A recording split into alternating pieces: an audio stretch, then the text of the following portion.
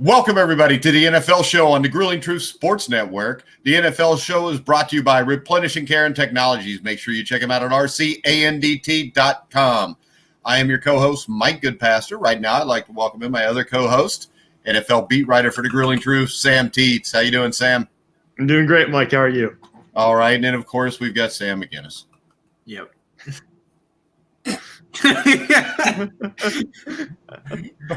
You're not going to say hi, Sam? Hi. Yeah, all right. I would like to remind everybody, tomorrow's show on Monday will be 8 o'clock Eastern time as we break down the AFC East, so make sure you check us out there. Then Tuesday and Wednesday, we'll finish up the final two divisions, the AFC North and the NFC North at 1 o'clock Eastern, Tuesday and Wednesday. Thursday, we'll preview the Thursday night game. And then Friday, we'll pick all of the games on Sunday to see who the smartest picker is. So McGinnis has already said he's not qualified, so what to find somebody else. It's going to be like negatives for me. It's not even possible. I'll find a way. All right, tonight we're going to talk about the NFC East. And the NFL is ripe with parity. The NFC East is not. No other division has such a stark contrast between the haves and the have-nots. You've got the Eagles and Cowboys who entered the year with Super Bowl aspirations, while the Giants and Washington remain in rebuild mode. But while this season will repeat last year's two-team race, neither Philadelphia nor Dallas again will be hovering around the 500 mark in late December. The Eagles limped through the second half of 2019 as Carson Wentz carried an injury-riddled receiving core that was, if not the league's worst, maybe its slowest. And, of course, the Cowboys are the Cowboys. They've got a new head coach now. So general overall view of this division seems to be who's playing for first and who's playing for last, Sam Teets. Yeah, I mean, pretty much that's what it is at this point. The Giants and Washington are going to be competing basically for a draft pick. Meanwhile, you have the Eagles and Dallas. Whoever wins the division is probably going to get to the playoffs, and the second-place team might not make it at all. So it's kind of a winner-go-home situation for those two teams. Well, and we're going to start off by looking at the Dallas Cowboys. And the Cowboys have, I think, from what I've read over the last couple of days, already have some injury issues. Yeah, I've heard Lyle Collins, their right tackle, he's going to miss the first 3 games of the season. Obviously, early in the offseason, Gerald McCoy goes down. They have to cut him. He's going to miss the entire year. So they have some troubles there in Dallas, and health is going to be a big thing for this division. Both teams, the Eagles and Cowboys, both have injuries early in the preseason. Yeah, and if we look at the Cowboys, Mike McCarthy takes over as coach for another season in which the record 8-8 was less than the sum of the team's parts. McCarthy will lean on offensive coordinator Kellen Moore, a holdover from Jason Garrett's staff, which I don't know. I'm not sure about whether I would want to keep somebody from Jason Garrett's staff on board or not. But this is a team I would think Sam McGinnis needs a huge year from Dak Prescott. Yeah, I mean, especially they signed him to another 1-year deal, didn't they? Yeah, which eventually probably going to end up biting him in the ass, or it'll bite Dak in the ass. One way or the other, somebody's getting bit. I think they'll end up signing him. I think last year he had a pretty good year. If he continues down that path, he'll have no issues. It's just whether he will or not. But last year, I think we started to see him shining a little bit. All right, when you look at the receiving core, Sam Teets, the receiving core will be even stronger. First-round pick, CeeDee Lamb, which I think most people think is going to be a 1,000-yard receiver. They've also got Amari Cooper, Michael Gallup. And when you look at this, you throw in Ezekiel Elliott, it looks like the makings of a great offense. Now, we've got injury problems on the offensive line, and I don't think the line is what it was like during Dak Prescott's rookie year a few seasons ago. But this offense looks to be explosive. Yeah, especially the passing game. I mean, I think Dak Prescott and Ezekiel Elliott are looking to be motivated this year. Dak had a very good season statistically last year, but he kind of vanished when the team needed him most in key situations and key games. Same goes for Amari Cooper. I think CeeDee Lamb in the long run, I don't know about this year, but maybe 2 or 3 years from now, could actually be better than Amari Cooper. Could be the best receiver on this team in general. And that's a lot considering that Cooper and Gallup both already were 1,000-yard receivers last year. Meanwhile, Elliott's a little bit more extra motivated because people are saying he's lost a step. There's been some criticism of him. I think he's going to be more motivated to play well this year. At the same point, this is an offense that has not delivered in the clutch. They've been beaten by the Eagles late down the stretch. Last year, they got absolutely destroyed by the New England Patriots. I don't trust this offense entirely because they haven't delivered in key situations yet. Yeah, and the other thing, Sam Teets, is with the defense, I mean, there have been some additions. There also been some subtractions. But the thing that worries me here most is new defensive coordinator Mike Nolan, because with no, OTAs, no preseason games, I think his defense is kind of complex, and I would also worry about how quickly these new guys can mesh and gel together as a unit. Yeah, they've added a lot of people, a lot of new pieces, especially on the defensive line. Think about Dontre Poole, Everson Griffin. Linebacking core is pretty much the same, except Sean Lee's going to miss the first couple of weeks, so they're going to need to have a replacement in there for him. And then the secondary is just a mishmash of guys at this point, not really many standouts. They signed Clinton Dix, and they ended up cutting him. He's a surprise cut earlier this week. So I'm not really sure what to expect from Dallas' defense. I think they have one or two really good players, but other than that, it's kind of just a mismatch of parts at this point. Yeah, and I would think, Sam, again, that's the issue here. It's not offense and whether they can perform in the clutch.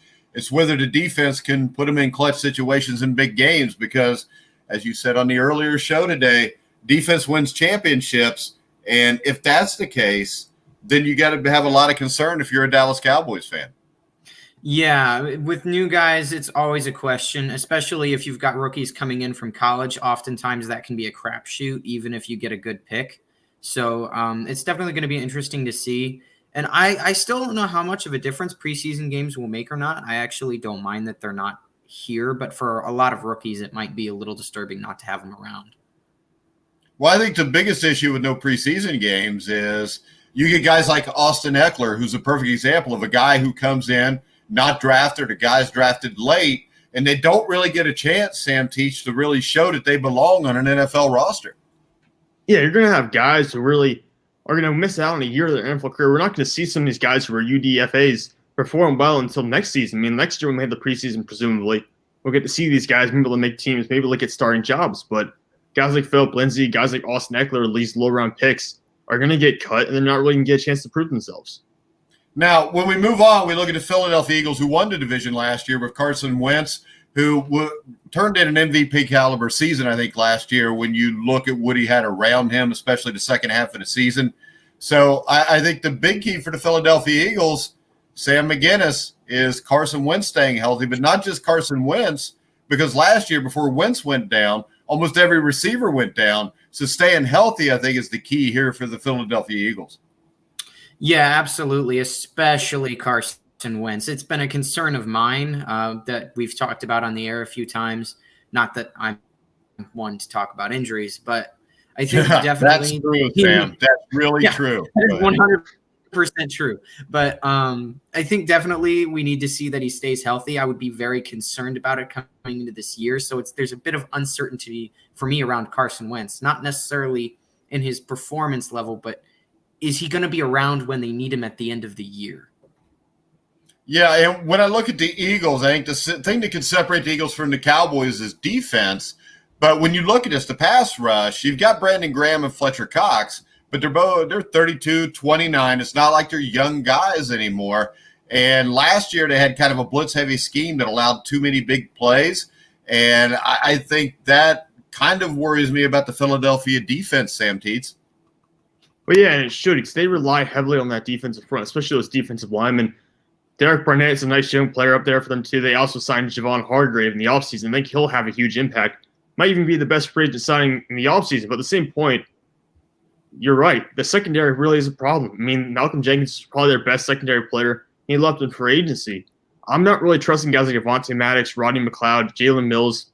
They have Darius Slay now because they traded for him. He's really the only standout in that group. I am worried. It's not as bad as Dallas' secondary, but it's not much better either. All right, so what is your take on the impact Darius Slay will have on the Eagles' secondary? It's big because you actually have a shutdown corner now. They didn't have that in the past. They had a bunch of smaller guys, kind of a little bit of a just like they just had a group of guys who were decent, solid players, but you had guys like Sidney Jones who were struggling, guys like Trevon LeBlanc who were not great. Avonte Maddox I've talked about in the past. You now have a star shutdown corner who will hopefully be able to shadow top receivers on opposing teams. At the same point, like I said, not great safeties. They don't have great depth of defensive back either, so I'm a little worried there. Well, the one thing that I am interested in seeing, Sam McGinnis, is with the Detroit Lions, they've had a non-existent pass rush since what? Alex Karras was there in 1970. So Darius Slay's life should be much easier behind this front seven than it was in Detroit. Well, and credit for Darius Slay for being smart enough to leave while he still could. So just credit for him. It's like going to another team was smart.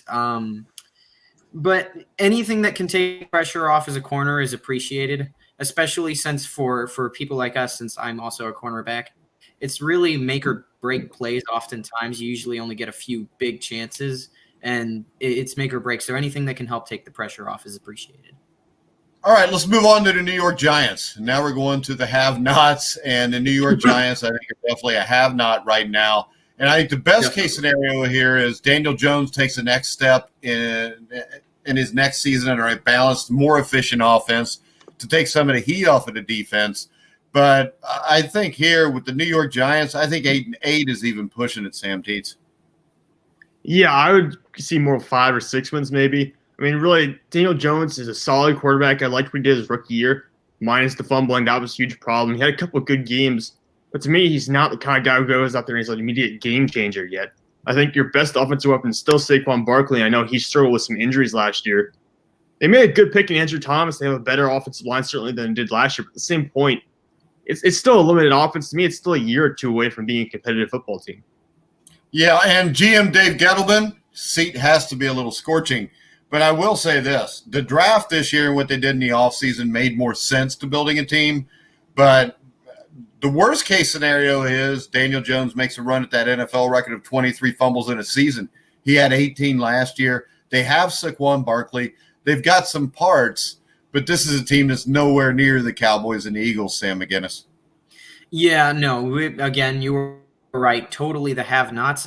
We did see some flashes from Daniel Jones, though, so I'm curious to see how he works this season. However, I'm also very skeptical because of the coaching they brought in. So what do you not like about Joe Judge? Joe Judge? I was talking more about the guy they brought in from the Browns. Who was from the Browns? They brought in Freddie Kitchens. Yeah. Freddie Kitchens? Well, I think I was more concerned about Freddie Kitchens, yeah.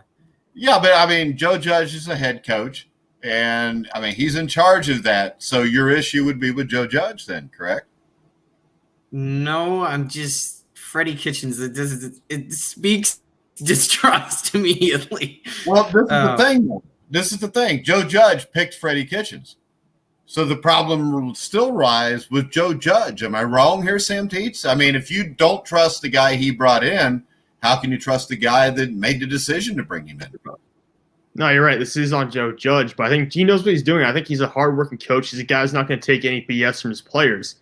And regardless of whether it's going to work in the long run, I think that's what New York needs right now. New York needs some discipline. They need to work harder than they have in the past couple of years. And I think Joe Judge is probably a good coach to help develop some of these young guys. Yeah, but when you look at this team, I don't know if they just need somebody to come in and bust everybody's balls, because when you look at it over the last couple of years, I don't think the talent's really been there where no matter how you coach it, you're going to win. You got to have good players to win games. And I think that's an issue. I think my concern with Joe Judge is he's never been a head coach before, Sam McGinnis. Yeah, that's always something interesting to see, especially the Lions also bringing in the guy from New England, Matt Patricia. It's always different when it comes to head coaching. So some translate into that, some don't. A lot of people from New England don't. But yeah, it is different. That's because in New England, even if you're the OC or you're the DC, that everything still runs through Bill Belichick. Bill Belichick and Tom Brady head there, except no, Bill Belichick. Everything runs through Bill Belichick. Everything. Yeah, definitely the head of the group there. Yeah. Yeah. So, and we're not going to talk about Matt Patricia until we talk about the NFC North. I still think Joe Judge is a better hiring than any of the Giants have had as a head coach since Tom Coughlin. No, Sam Teets. No, I agree with you. Like, what were past hirings? Pat Shermer was there. I forget who the other one was. I remember his face, but I can't remember who he was. But at the same point, it's been a rough couple of years for the Giants. They really haven't had great coaching hires. They had Ben McAdoo. That's who it was. Ben McAdoo had one good year, and other than that, it wasn't good at all. So to me, I think this is probably their best shot at getting back to being competitive in the past 5 or 6 years. All right, that brings us to the Washington football team. Now, this is a team that's not even good enough to have a nickname. Ron Rivera brings the franchise a needed sense of stability. I mean, I think Rivera's proven he's a solid coach. But the only way this turns out well is probably if Dwayne Haskins turns into a real NFL quarterback, and if Chase Young is a defensive type player of the year. I don't think either one of those things are going to happen. Adrian Peterson was let go. There's still questions on the running game. Terry McLaurin is probably the only real weapon they have on offense. So I think this is a team that is going to battle for that Trevor Lawrence pick with the Jacksonville Jaguars, Sam Teets. Yeah, I wouldn't be shocked at all. They really don't have the talent. The defensive front, if all these guys stop underachieving, because some of them have underachieved, I think Jonathan Allen could be much better than he has been. I think Darren Payne could be much better. If those guys get together, I think they could have a really good defensive front. I'm not going to talk about the secondary. It's not really even worth mentioning at this point. And the offense is still full of holes. I don't trust Dwayne Haskins at all. The only worthwhile weapon they have right now is Terry McLaurin. So there are so many issues on this team. I always make fun of Jacksonville just because of all the moves they made recently, but Washington could arguably be the worst team in the NFL. Yeah, I think it's between Washington and Jacksonville. So where do you think Trevor Lawrence ends up, Sam McGinnis? I actually think the difference here will be Gardner Minshew being slightly better than that of Dwayne Haskins, because I do not trust Dwayne Haskins either at all. And then on top of not trusting him, he's got nothing to work with. So that's just making a bad situation worse. So I think I will say this, though. I would favor Washington to be the better team because I think Washington may have the best defensive line in all of the NFL. And that might be worth getting them 3 or 4 wins where Jacksonville's getting 1 or 2. And do you really trust Gardner Minshew? No, but I trust him more than Dwayne Haskins. I don't trust either one of them. So I don't think either one of them is a franchise NFL quarterback. And I think Washington, ever since Daniel Snyder's taken over, that team's been a cluster. They even had Joe Gibbs there, and Joe Gibbs got them to a wild card game but couldn't do anything more with it. So I think as long as Daniel Snyder's in Washington, the Washington football team's going to be a mess, Sam Teets. Well, yeah, it's not just on the football field. It's as an organization in general, in the office, in whatever capacity it is. Daniel Snyder has done a terrible job running this football team, and frankly, he's not good for football anymore. I'd be interested to see how, as these investigations unfold into the culture around his organization, whether or not he gets removed. I don't think it will happen at this point, but if it did, it would probably be a better move for the NFL anyways. I think they're going to remove him before the year's over. Really? Yeah. I think the NFL wants to remove him. And my prediction will be this. There will be a minority owner of the Washington Redskins by this time next year. Yeah, I don't know. I don't know about any pending ownership groups. So I haven't looked into anything like that. Well, this is the thing, though. With the NFL right now and the way everything's going, what do you think the NFL would most like to do just to make everybody happy? Because that's what the NFL is in this for. That's true. We saw the last couple of months, the NFL will totally abandon their position from 2 or 3 years ago just to go with the flow. Yeah. Yeah. So also, go ahead. It's whatever makes it best for them in that specific circumstance. It doesn't matter if they're totally lying or if they ever even had a stance in the first place. It's just whatever helps them keep intact what they have right then and make it as best and most lucrative for them at that point. It's kind of disgusting. All right. Understandable that they want money, but it's kind of disgusting too. Well, it's the NFL, so they're kind of disgusting. So when we look at the waiver wire, people that were cut, who surprises you, Sam Teets? Well, let's start with Adrian Peterson. That was the one that shocked me initially. I don't know, not today. No, I wasn't a cut today, but that surprised me early in the week. He's now signed with Detroit. Another one, Sidney Jones in Philadelphia. I recognize he'd been having trouble early in his career, but this was a guy who was a top 10, top 15 talent when he was entering the NFL draft. Of course, he got hurt, I think, during his pro day. Ended up sliding down the board quite a bit. I thought he wouldn't stick around in Philadelphia for another year. That's not what happened. It was a surprise release. In Pittsburgh, they released Ryan Switzer. That wasn't shocking to me. I thought that was going to happen, but at the same point, Big Ben's been a constant supporter of him. He's going to be a receiver threat that someone's going to pick up down the line. And Washington got rid of Sean Davis, who was a safety from Pittsburgh as well in the past. He's gone back to Pittsburgh, actually. I didn't expect that to be a cut either. And the Steelers brought back Joshua Dobbs, too. That was shocking. That one I didn't expect to happen, but I don't know if I don't think that does anything for Pittsburgh at this point.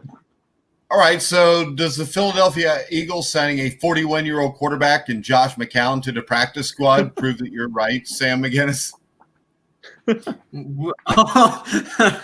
Yeah, no, he's not leading a team anywhere. Better to have a half alive, half injured Carson Wentz still playing than Josh McCown. Yeah, but doesn't it tell us something that they would do that? I mean, you've got to have some sort of plan at this point. Even if your plan is to keep Wentz in the starting spot, you at least need to have a backup plan based on what you've seen. You need. Well, Wentz is staying in the starting spot because he's one of the 5 or 6 best quarterbacks in the NFL. Sam, you just won't, get with the program there. I'm just saying, if you have seen that, regardless of what you're doing with him that year, you do need to have a backup plan if you've seen a history of that.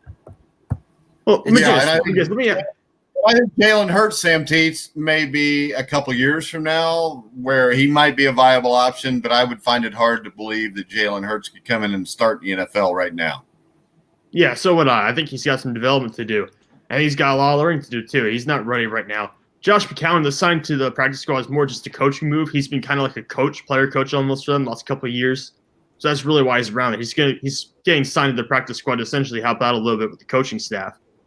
But McGinnis, let me ask you this. Who's a better quarterback, Dak Prescott or Carson Wentz? Carson Wentz, I think. Dak Prescott is definitely a top 10 in my opinion. I think it would be upper top 10, though. Upper top 10 means top 5, right? No. Yes, it does. Looking Sam at Teach, you go to college. He just goes to high school. Which is it? Upper top 10 means top 5, right? Yeah, lower top 10 means towards the bottom, McGinnis. Brain, right? Okay, so what we pulled away from this show is I was right and Sam McGinnis was wrong. Now, we're going to string this show out until we can say the same thing about Teets. But anything else that surprised you, Sam Teets?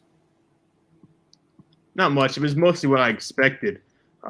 There are some obvious cuts. There are a lot of cuts coming in, guys you hadn't heard of. But like you said, it's going to be tough on teams that really didn't get enough chances to look at these guys. I mean, there's some guys who are going to be without jobs now for the next couple of months, and it's all because they didn't have a preseason. They didn't get a shot to go out there and play. I find that kind of disappointing for some of these players. Yeah, and the bad thing is those are guys that may not get another chance. I mean, you might have a guy that was playing at some NAIA school or D3 school to get his one shot, and next year you're going to have a whole nother class of guys to pick from, and these guys may never get an opportunity to actually prove that they could play in the NFL. Yeah, and that's the serious disappointment. There have been stories about guys who have gone homeless after not getting a shot in the NFL because this was their goal and this was their one opportunity really to go out there and make a living. So it's a tough situation. There's really no winning for most of these guys at this point. It's just disappointing. Wait a second. If somebody goes homeless because they didn't make an NFL team, but they've graduated from college and they can't get a job and work, wouldn't it be their own damn fault if they're homeless? Potentially, yeah, but some of these graduations are they don't really actually go to school. Some of these guys. Oh, so you're talking about guys that play at Ohio State?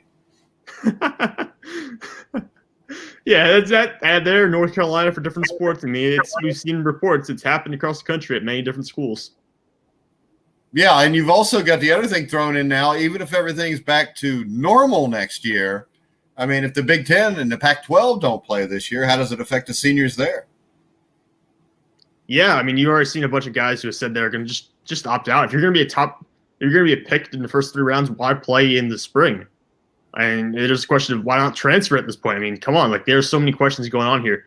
I think the Big Ten, that's why they tried, or at least they talked about moving up and playing closer to Thanksgiving. I think they realized they really messed up here, and they're going to potentially be missing out on a lot of talent over the next 2 years because of it. Yeah, and I mean, who's really going to care about the Big Ten playing in the spring? They're not playing for a national championship. You're playing for a Big Ten championship. I mean, Sam McGinnis, you're a Michigan State fan, but do you really care if the Big Ten's the only conference, maybe with the Pac-12? But what are they going to do, play the Rose Bowl on July 4th at Pasadena? Well, and the other thing to consider is that's not a bad idea, by the way, guys. Not only are they shooting themselves in the short term, but I think without them seeing it, they could also be shooting themselves in the long term. There's already a divide between SEC and Big Ten, and the conferences aren't even the same level, minus maybe Ohio State. So you might be even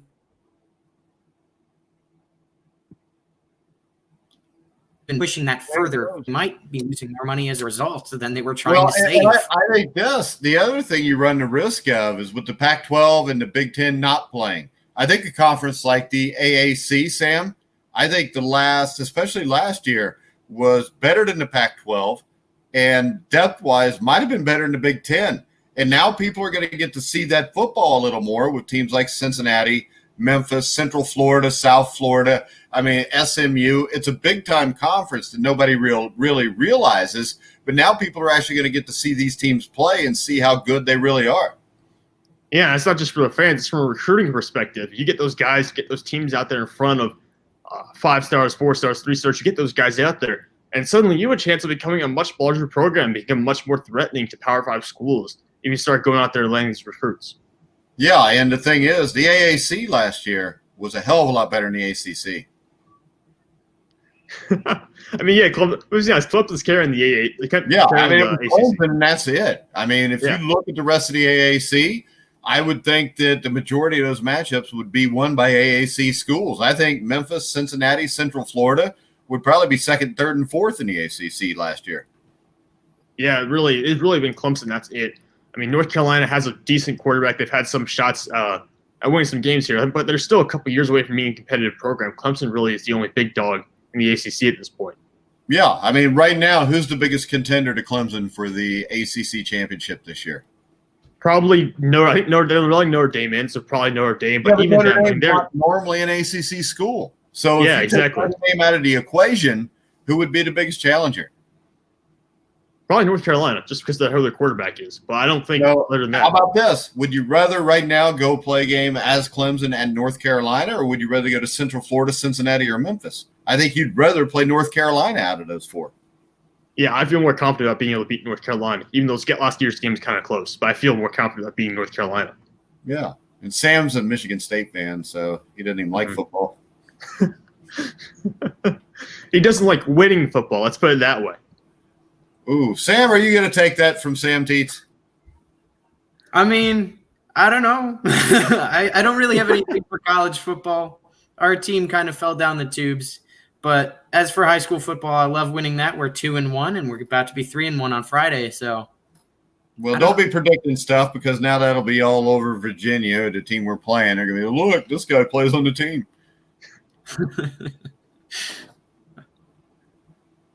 Now he's uncomfortable because it got quiet.